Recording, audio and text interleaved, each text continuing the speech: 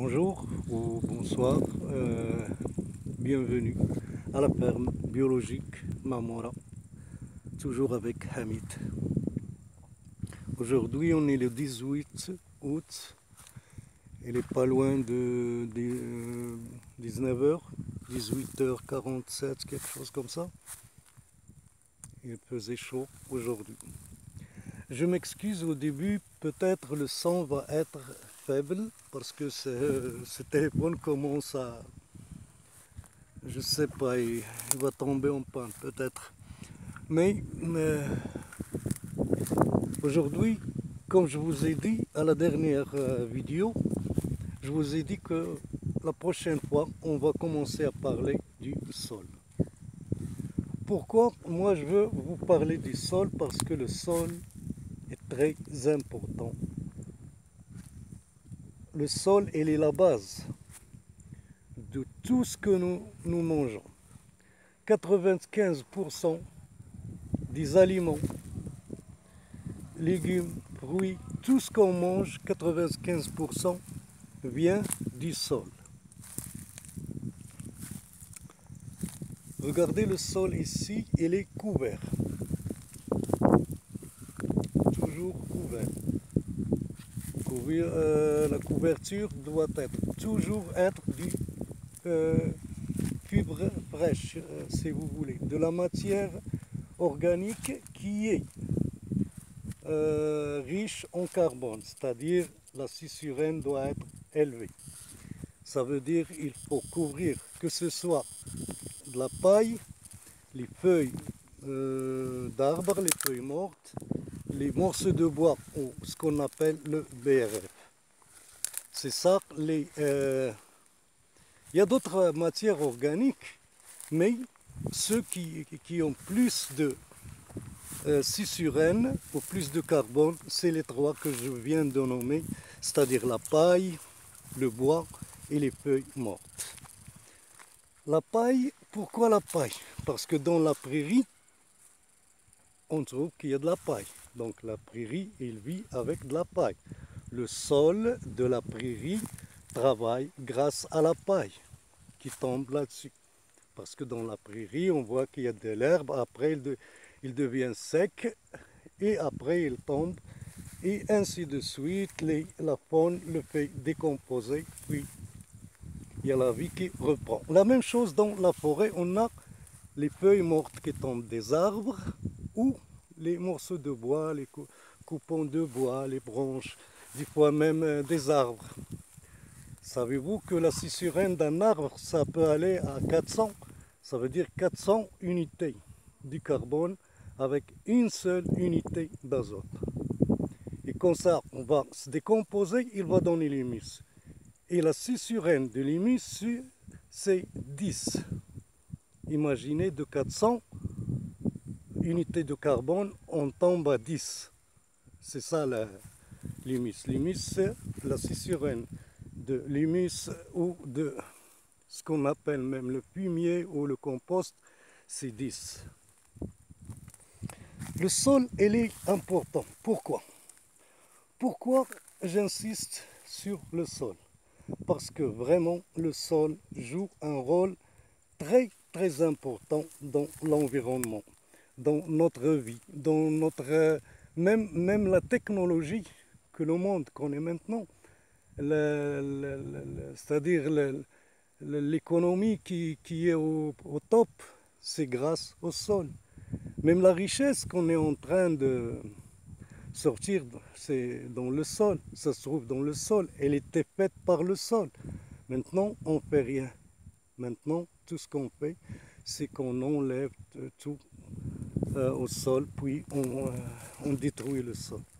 Et ça va finir mal. Ça va finir mal à cause de ce qui arrive maintenant, surtout les pesticides. Ça, c'est un problème. Il y a des pesticides qui... c'est incroyable le nombre de produits chimiques et le nombre de traitements que peuvent subir les arbres ou les plantes. C'est des dizaines de traitements, puis c'est de la chimie, c'est pas bon, ça tue. c'est plus le sol il est mort, parce qu'il n'y a pas de matière organique. La plupart de nos sols, il n'y a pas de matière organique sur les sols. Moi, je vois ici que quand les sols sont nus, il n'y a pas de vie dans les sols. Le sol doit être couvert, il doit y avoir de la matière organique sur le sol qui se fait décomposer par la faune qu'on appelle la faune épigée. Et ça nous donne l'humus. L'humus, après la minéralisation de l'humus, il y a ce qu'on appelle le tableau de Mendeleïev, les NPK. Tout se trouve dans le sol, tout se trouve dans l'argile. Mais moi j'aimerais bien qu'on fasse ça d'une autre manière, c'est-à-dire on va aller doucement, et parce que je sais que je vous ai bombardé d'informations et de termes, si on veut dire, mais là il faut qu'on explique comment on peut commencer à travailler de cette façon. Parce que cette façon, c'est la vraie agroécologie, si on veut dire.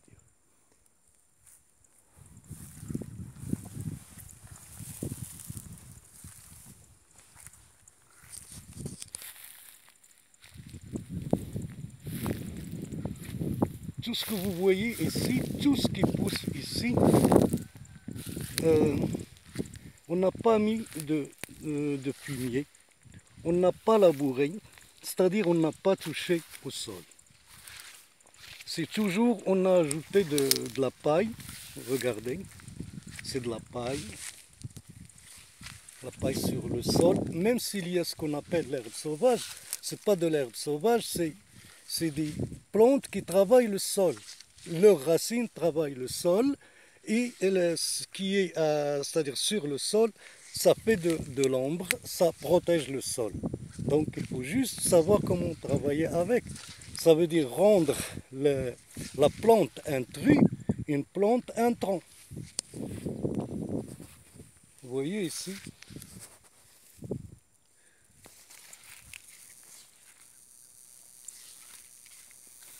Regardez les aubergines en bonne santé. Et, même si on voit que les feuilles, il y a des trous sur les feuilles, mais ça ne dérange pas. Regardez bien les fruits, comment ils sont. Ils sont superbes. Pas de maladie, rien du tout. Et regardez le sol. Il est couvert et il y a de l'herbe, ce qu'on appelle l'herbe sauvage, mais vraiment, il n'existe pas d'herbe sauvage. Pas du tout. Alors, on va revenir toujours au sol. On a dit quand la paille ou le bois ou les feuilles mortes tombent sur le sol, qu'est-ce qui arrive? Au premier lieu, il y a une attaque de ce qu'on appelle les bactéries.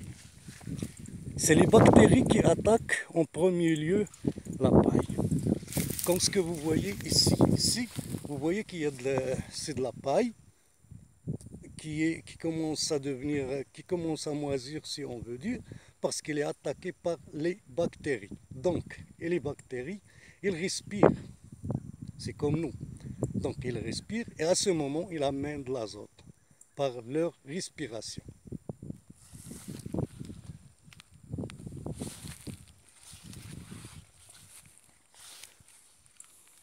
C'est comme j'ai dit après, il y a toute une faune, toute une famille de microbes, toute une famille de ce qu'on veut dire les micro-organismes, ce qu'on appelle des colomboles, des acariens, des sauterelles, des mille-pattes, des araignées, des vers de terre, des limaces, tout ce qui vit dans le sol, ou pas dans le sol, mais sur le sol. Parce que dans le sol, il va mourir. Donc il vit sur le sol et il doit dégrader ce qu'on a dit, cette matière organique qui est la paille ou le bois ou la feuille. Il faut qu'il la dégrade, il la décompose. C'est mieux le mot décomposer que dégrader, parce que dégrader c'est pas bon. Parce que dégrader ça veut dire ruiner. Alors,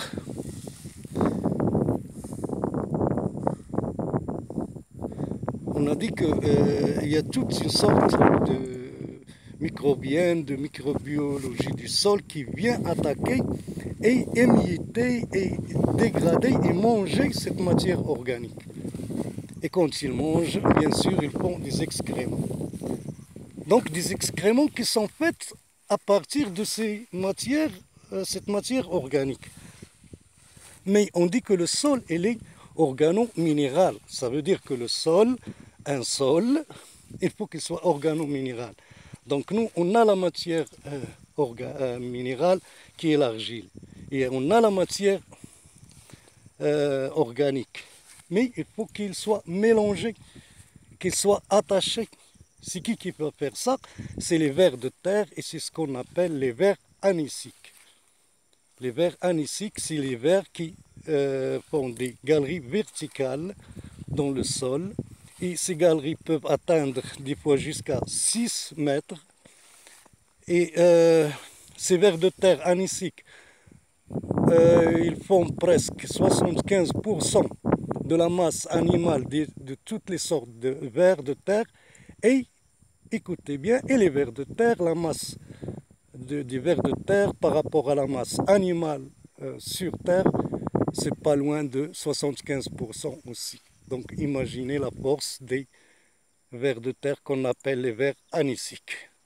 Allez voir un livre qui s'appelle Des vers de terre et des hommes de monsieur Marcel Boucher. Vous allez comprendre le rôle des vers de terre.